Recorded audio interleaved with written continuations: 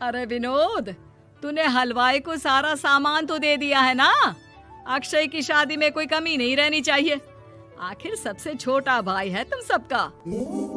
हाँ माँ, आप चिंता मत करो, मैं पूरा ध्यान रखूंगा। मंगल बेटा, तूने तो कहा था कि फूल का ऑर्डर दे दिया है, यहाँ तो फूल पहुँचे ही नहीं। अब क्या बहू की विदाई के बाद फूल आएंगे? माँ, मैंने अभी बात की है फूल वाले से, वो रास्ते में ही है। आप किशोर भैया से क्यों नहीं कहती कुछ करने को? किशोर पहले ही मेरे बताए काम कर रहा है। पास के सभी रिश्तेदारों और मोहल्ले वालों को कार्ड वही तो देकर आया था। रिसेप्शन के लिए हॉल भी उसी ने बुक किया था। टेंट कुर्सी वालों को भी तो वही देख रहा है। पर कई मोहल्ले वाले तो हमारे भरे पूरे परिवार से जलते भी हैं। उन्हें बुलाने की क्या जरूरत थी?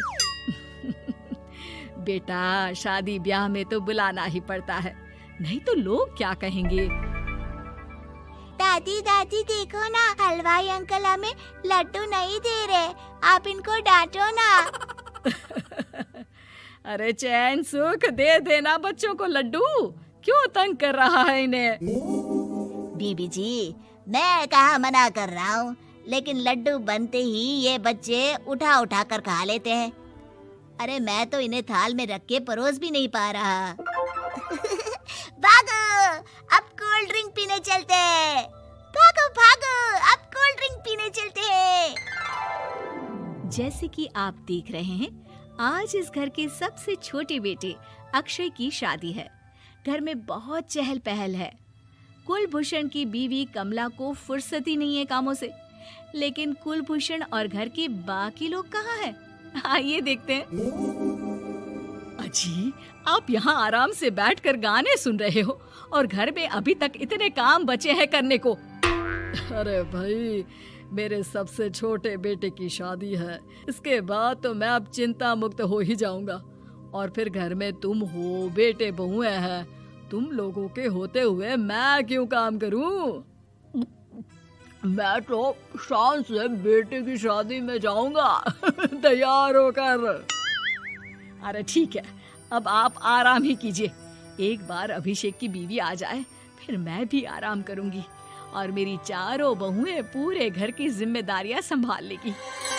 इतना कहकर कमला वापस अपने काम में लग जाती है। बेटा भी, तू अब तक तैयार नहीं हुआ? किससे बात कर रहा है फोन पर? तैयार कैसे हूँ? सैलून जाने से तो आपने मना किया है, क्योंकि मुझे हल्दी लग चुकी है। भाभीयों को देखो, सुबह से पार्लर में है। अक्षय की शादी हो जाती है और नंदिता बहू बनकर घर आ जाती है, लेकिन इस घर की खुशियों को मानो किसी की नजर लग गई थी। नंदिता के आने के बाद आए दिन घर की शांति भंग होती रहती।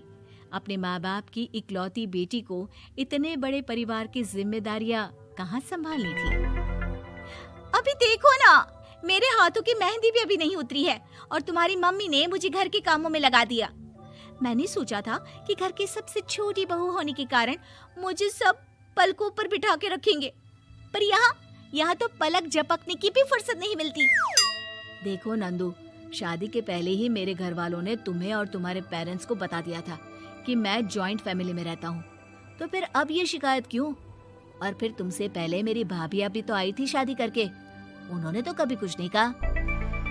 नंदिता तब तो चुप हो जाती है, लेकिन ऐसा बहुत दिनों तक नहीं चलता।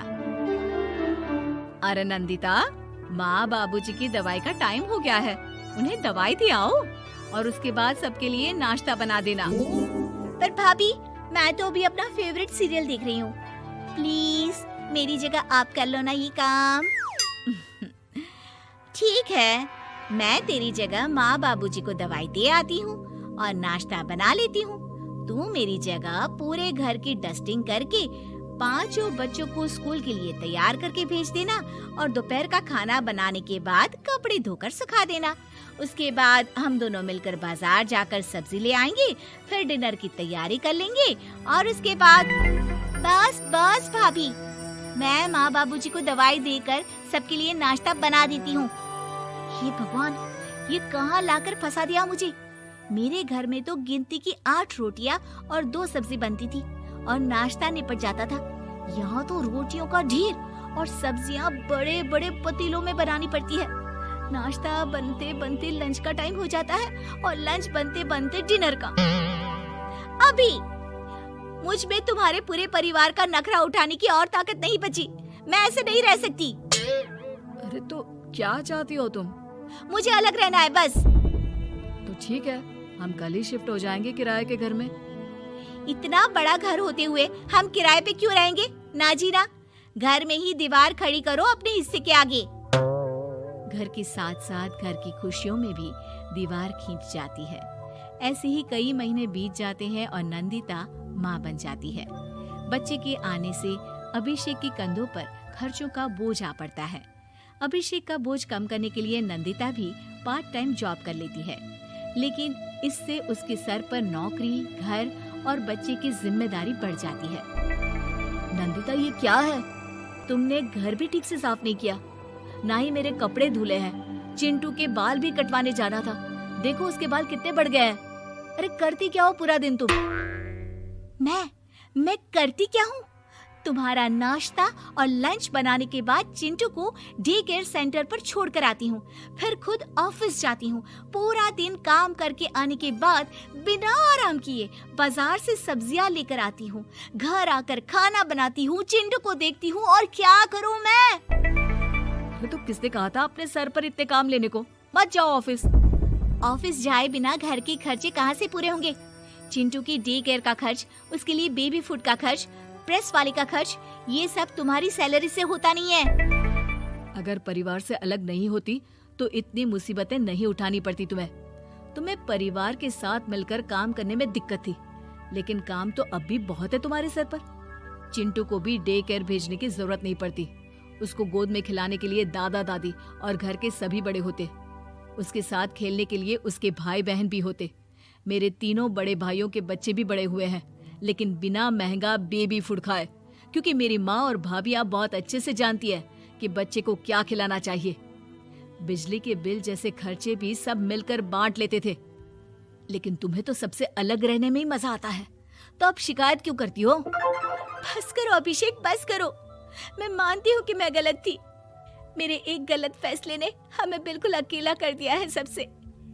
एक घर में होते हुए भी हम बाकी परिवार से अजनबियों की तरह रह रहे हैं। अभिषेक और नंदिता की सारी बातें घर के बाकी लोगों को सुनाई दे रही थी।